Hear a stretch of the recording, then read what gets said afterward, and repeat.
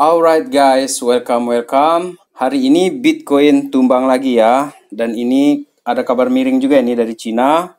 Karena menurut saya ini kabar-kabar dari Cina ini sepertinya menyebar hantu ekonomi global di sini teman-teman. Sumbernya itu dari Cina terus ini. Kemudian hari ini juga kita akan ada update ya mengenai USDT, XRP, dan FX ya. Tetapi untuk sekarang ini Bitcoin itu ya, ini menurut Bloomberg, ini bad month for Bitcoin teman-teman. Bulan yang jelek sekali untuk Bitcoin. Untuk itu teman-teman, let's dive in my friend. Welcome back everybody to Black Cuan. Terima kasih ya telah mengupdate berita kripto dari channel ini. Untuk kalian yang baru pertama di Black Cuan, silakan menekan tombol like ataupun mensubscribe channel ini. Dan jangan lupa untuk membunyikan loncengnya teman-teman. Supaya nanti ketika saya mengupdate berita kripto dari channel ini, kalian bisa mendapatkan notifikasi ya. Terima kasih. Kemudian sekarang ini yang akan kita bicarakan ini adalah tentang si Cina itu tadi ya, yang menyebar hantu ekonomi global itu. Kemudian kita juga akan berbicara nanti itu ada USDT, XRP, dan FX equivalence teman-teman. Untuk berita pertama di sini, seperti yang saya katakan tadi ya, mengenai Bitcoin di sini. Bitcoin drop as tremors from China unrest spook global market. Jadi ini tumbang lagi di Bitcoin ini gara-gara Cina ini bikin tremor lagi nih teman-teman. Dan dia katanya ini melepaskan hantu ekonomi global untuk di pasar ini teman-teman. Tetapi ada sedikit concern saya di sini sebentar ya. Ini dari Ethereum teman-teman. Karena ada ketakutan juga ini mengenai harga Ethereum itu berbeda dari wrap Ethereum katanya. Jadi ini sebenarnya sumbernya dari tweet juga di Twitter itu. Jadi warga Twitter itu udah seperti macan lapar yang begitu dia dikasih pancing daging dikit aja itu langsung saling cakar-cakaran mereka di sana. Bahkan informasi itu kadang-kadang tidak disaring teman-teman, dan itu menyebabkan ketakutan juga.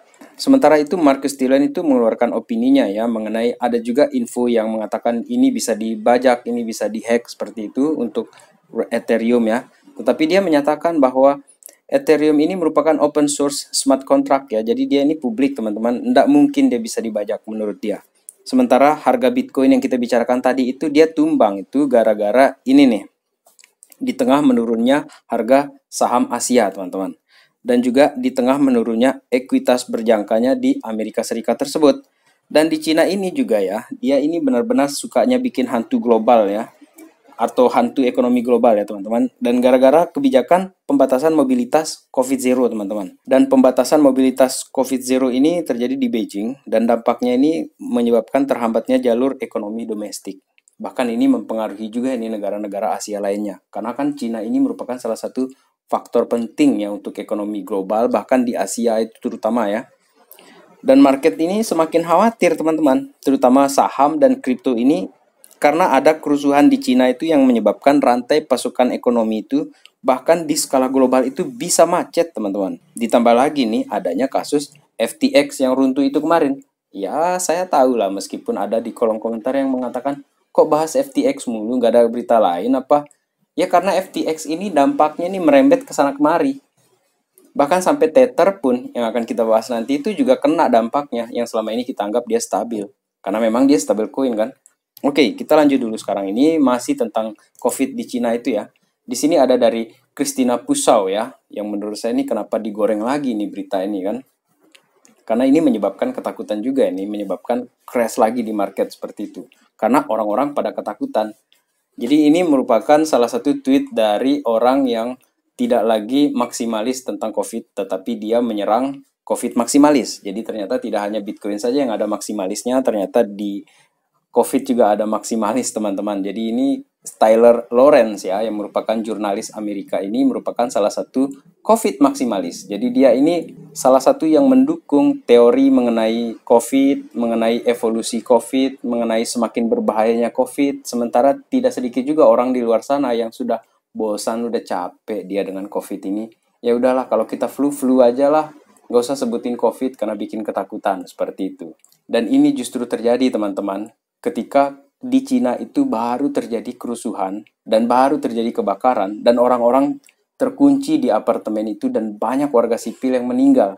Jadi menurut dia ini tidak berperasaan. Makanya dia bilang sickening, memuakan, asli memuakan. Dan lagi-lagi kejadian ini justru terjadi di Cina. Dia bikin hantu, dia bikin setan, betul-betul setan. Sama kayak FTX itu, setan betul FTX itu kan. Sekarang ini kita ke Robert Kiyosaki di sini teman-teman. Robert Kiyosaki masih bullish pada Bitcoin dan dia katakan bahwa harga BTC yang lemah itu bukan hanya karena FTX. Menurut saya, FTX itu punya andil, teman-teman. Tetapi bahwa apakah dia sendiri yang menyebabkan itu memang tidak.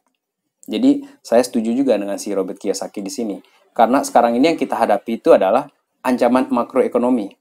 Seperti perang, kemudian ancaman penyakit menular seperti COVID, kemudian juga krisis energi, harga-harga energi itu semakin naik, ya itu juga akan mendukung ini penurunan harga baik di saham ataupun di kripto. Tetapi ada satu yang ingin saya highlight di sini, teman-teman. Bear market, true bear market. Jadi bear market yang sejati katanya itu adalah ketika bangkrutnya semua institusi keuangan itu yang nggak kuat atau yang skemanya Ponzi, yang penipu, kayak FTX setan itu kan. Jadi dia kalau sudah bangkrut yang hal-hal seperti itu, maka di situ dikatakan bahwa ini sudah betul-betul mendekati bottom. Apakah bisa demikian menurut kalian? Coba kalian tulis pendapat kalian. Apakah ini sudah pertanda ini bottom, ini udah siap kita beli banyak ini di bawah? Coba kalian tulis pendapat kalian di sana, teman-teman. Kemudian saya masih tentang Bitcoin di sini ya. Ini saya ambil dari Stock Money Lizard ya. Dia mengatakan bahwa ini sudah historical oversold. Secara historis, Bitcoin ini sudah oversold, teman-teman. Jadi dia menggunakan indikator yang namanya check-in money flow. Check-in money flow ini merupakan indikator keuangan ya untuk mengukur ataupun melihat arus volume keuangan itu, teman-teman. Jadi untuk Bitcoin ini kalau dibandingkan ini dari 2013, 15 sampai 2019 di sini ya. Ini begitu dia menyentuh ini area bottom di sini, di support ini, dia langsung terjadi pemantulan. Tetapi yang terjadi di 2022 di sini, teman-teman. Bahkan di 2023 nanti, sepertinya kita harus bersabar di sini, teman-teman. Hanya saja, jika benar ini sudah oversold, biasa yang terjadi itu adalah pemantulan. Dia regain lagi di sini, maka ada kemungkinan Bitcoin juga akan melanjutkan tren naiknya. Tetapi entah di dalam beberapa bulan ke depan atau sampai setahun ke depan kita tidak tahu seperti itu ya. Jadi untuk orang-orang yang long term pasti sudah in di sini. Ini sih menurut saya. Kemudian saya mau lanjutkan lagi. Ini saya meretweet dari Crypto Rover ya. Dia katakan I am going all in. Nah, disinilah saya perlu mungkin sharing dengan kalian di sini, teman-teman ya. Jadi menurut saya di sini not in that hurry. Jadi kita ini belum lah seburu-buru itu untuk mengejar harga Bitcoin yang sekarang ini. Kita tetap be safe. Kalaupun nanti dia ada kenaikan, ya nggak apa-apa sih kita beli ketika dia sudah pasti naik kan, seperti itu teman-teman. Kemudian yang terakhir untuk outlook Bitcoin itu ada dari ini nih dari Daily Hold ya teman-teman. Dia katakan bahwa one final capitulation crash before Bitcoin reversal. Jadi ini dari si Benjamin Cowen ya, salah satu analis yang saya follow juga di Twitter ataupun di YouTube dia. Jadi dia katakan bahwa ini lagi sekali nih ngedamnya Bitcoin ini. Karena kalau kita lihat dari chart yang dia tampilkan di sini ya teman-teman. Ini kejadian di 2000 berapa ini? 2019 ya. Ini saya perbesar dia di sini. 2019 itu terjadi nih posisi tembus support dan sekarang ini kita sudah tembus support di sini. Kemudian EMA-nya ini udah turun. Dan kalau nanti ini sudah nyilang seperti ini, kalau benar-benar secara historis dia akan mengulang, teman-teman. Lihat di sini penurunannya tajam sekali ya. Sebelum akhirnya ini mutar balik dia ini naik. Nah, apakah di sini teman-teman 2022 ini apakah ini akan terjadi sama seperti yang terjadi di tahun 2019? Kira-kira berapa bottomnya untuk Bitcoin ini? Kalau mengikuti skenario ini, coba kalian tulis di kolom komentar. Kemudian sekarang kita tinggalkan dulu Bitcoin, kita ke Ripple sekarang ini teman-teman. Jadi untuk Ripple di sini ya, ini saya ambil dari Crypto News Flash ya. Ripple ini mencetak rekor baru ya dengan 108.900 token XRP sudah digunakan di XRPL NFT sales. Jadi penjualan NFT dari XRP Ledgers tersebut ya sudah dengan total 108.900 token XRP teman-teman.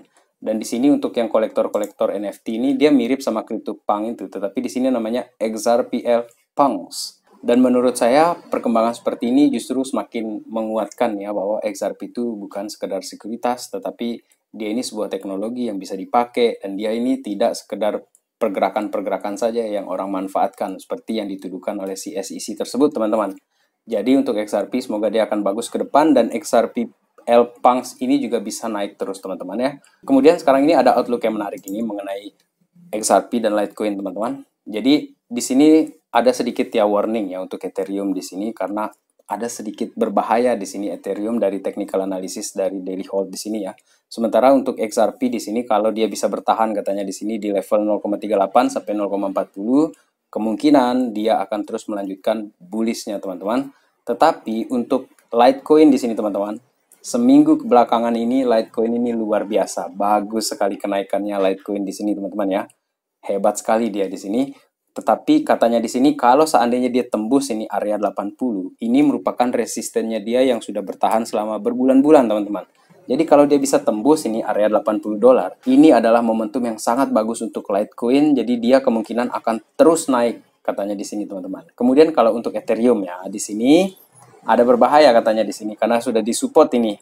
Kalau dia tidak segera mantul ini, kemungkinan dia akan tembus dari level 1.200-an dolar ini teman-teman. Bisa-bisa nanti dia di harga 1.000 bahkan sampai di 900 dolar. Kemudian info menarik dari Doge di sini teman-teman ya. Sepertinya Doge ini hampir dia melampaui XRP teman-teman. Jadi XRP ini kan berada di peringkat ke-7 sekarang ini untuk CoinMarketCap ya. Sementara Doge ini berada di peringkat 8. Jadi kalau misalnya ini dengan selisih 5 miliar dolar ya, di sini kan Doge ini 13 ya. Kemudian yang XRP-nya ini 19. Jadi selisihnya 5. Ya kalaupun dia akhirnya melewati XRP juga bagus juga, nggak ada masalah sih. Menurut saya malah akan lebih bagus pasar ini kalau seandainya Doge ini menjadi starter lah untuk bulan kedepannya, mungkin akan jadi pertanda yang bagus juga.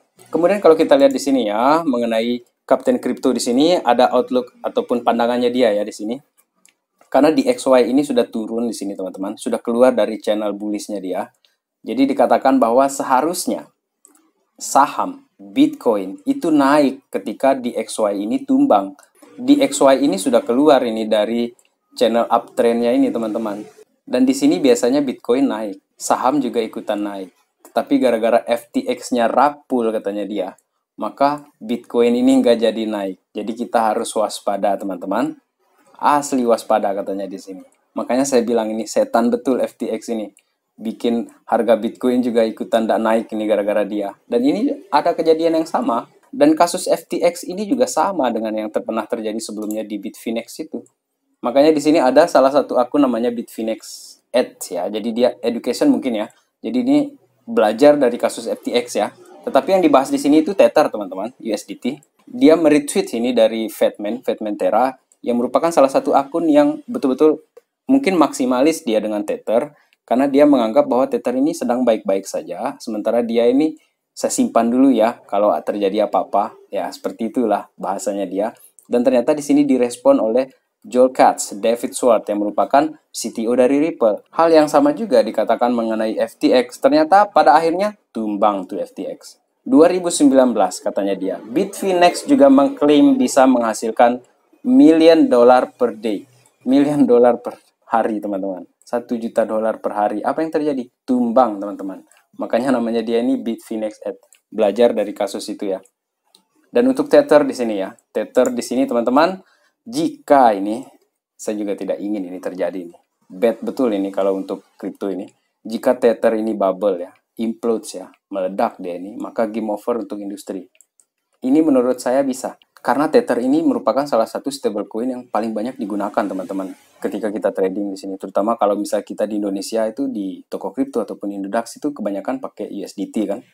Jadi kalau seandainya ini Tether ini juga menguap ini, maka bahaya juga ini. Dan kaitannya dengan FTX, karena FTX itu pegang USDT juga banyak teman-teman. Dan memang Tether itu sudah menjelaskan juga mengenai kepemilikan USDT oleh FTX itu. Tetapi ketakutan di pasar itu tidak bisa dihilangkan begitu saja hanya dengan cara mengklaim seperti itu. Kemudian kalau kita lihat lagi di sini ya, fakta berikutnya, crypto investor itu sudah cashing out sekarang ini. 3,5 miliar dolar stablecoins itu udah ditarik, udah diuangkan lagi sekarang ini.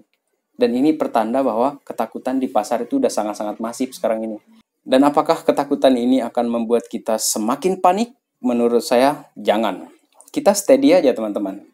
Kalau seandainya apa yang dikatakan Benjamin Cowen tadi itu benar ya, Bitcoin itu akan ketemu bottomnya nanti itu ya, sudah siap-siap. Di situ kita tembak, kita beli di situ. Kemudian yang terakhir di sini teman-teman, saya ingin bahas mengenai Avalanche yang merupakan request dari sahabat Black Chuan ya di kolom komentar. Avalanche ini menurut saya bagus ya ke depannya dan semoga dia bisa bertahan ya ataupun survive dari bear market ini. Sehingga nanti di bull run yang akan datang dia bisa mungkin melampaui harga di puncak yang sebelumnya itu teman-teman ya. Sementara untuk prediksinya, si Avalanche ini dia masih terkonsolidasi ya sekarang ini di level 12,94 dolar di sini. Apakah dia akan nge-range cukup lama di sini? Kita akan lihat nanti di chart ya teman-teman. Sementara untuk update terbaru dari Avalanche ini adalah dia ini masuk ke dalam program listingnya Coinbase ya. Jadi Coinbase adds Avalanche, kemudian Cosmos Atom di dalam listing roadmap untuk Coinbase. Jadi ini merupakan salah satu berita yang super positif ya menurut saya. Di tengah-tengah tidak ada berita sebelumnya nih mengenai Avalanche ini. Kemudian yang terakhir di sini kalau kita lihat ya untuk prediksi nih si Avalanche ini ya. Di tahun 2023 dikatakan bahwa dia bisa menembus 60 dolar teman-teman. Dan kalau kita lihat dari outlook yang lebih lama di sini ya. Jadi si Avalanche ini semenjak 2021 ya, di sini itu harga yang sudah sangat bawah sekali ya. Kemudian terjadi kenaikan di sini dan bull run akhirnya di 2021 akhir itu dia bersama BTC itu ikutan naik nih. Sampai akhirnya dia hampir 140 dolar di sini teman-teman. Nah, disinilah saya ingin bilang ke kalian bahwa di area-area konsolidasi ini, flattening di sini ya, flattening di sini ya, dia datar di sini orang banyak numpuk-numpuk ini. Maka tidak ada orang yang betul-betul beli di bawah ini menurut saya berhasil menjual di puncak ini. Biasanya yang berjual di puncak ini orang yang beli di harga 100, 120, 80 dolar. Dan kalau orang yang beli di harga bawah ini ya, di bawah 10 dolar atau di 3 dolar, 4 dolar, ini di level 60, 80 udah jual semua ini. Atau mungkin disisakan beberapa persen dari total yang dia punya itu untuk dia tunggu apakah dia akan naik betulan. Nah, disitulah setelah dia jual, dia nunggu lagi nih di bawah. Selama masa-masa yang panjang ini nih, masa-masa menunggu ini. Disinilah DCA itu terjadi teman-teman. Jadi menurut saya kalau Avalanche ini berhasil survive sampai bull run yang akan datang, dia akan memberi kita returns yang sangat bagus teman-teman. Bayangkan ini dari sekitar di bawah 10 dolar itu dia naik sampai 140 dolar itu udah hitung sendiri deh berapa kali lipat. Dan menutup video kali ini teman-teman. Ini saya ambil dari CZ ya. CZ, kalau orang Inggris bilang seperti itu, CZ Binance, dia katakan unpopular opinion. Tidak ada yang paksa kamu menggunakan kripto, tidak ada juga yang paksa kamu menggunakan centralized exchange, tidak ada juga yang paksa kamu invest di DeFi yang rug pull. Belajarlah untuk memproteksi diri kalian. Menurut saya di sini cara memproteksi itu adalah DYOR, do your own research. Pelajari dia baik-baik sebelum kita menggunakan uang kita untuk berinvestasi ataupun membeli koin-koin tertentu teman-teman. So, demikian video kali ini. Terima kasih telah menonton. Salam Black Cuan. Peace my friend.